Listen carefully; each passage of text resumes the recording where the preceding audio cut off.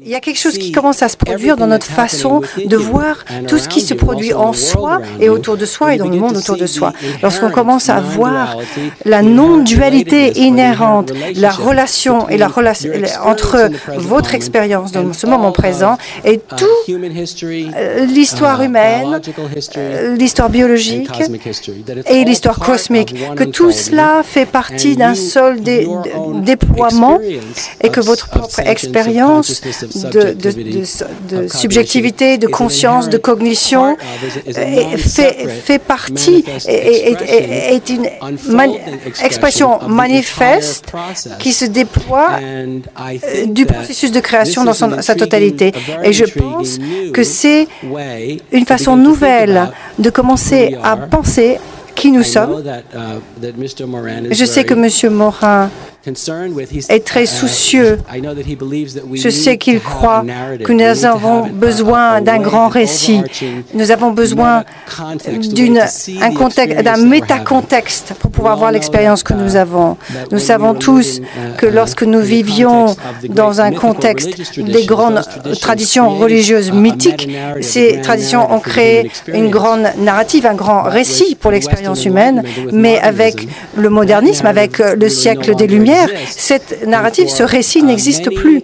Et pour beaucoup de personnes sophistiquées qui réfléchissent et qui ont émergé dans un contexte culturel séculier, laïque, même si nous sommes éduqués, nous avons du confort, nous avons des moyens sans avoir un grand tableau, un grand récit de ce qu'on est et un sentiment moral, philosophique et spirituel et existentiel de pourquoi nous sommes ici, au-delà simplement de faire ce que l'on doit faire pour survivre et de faire l'expérience du confort et un certain degré de bonheur.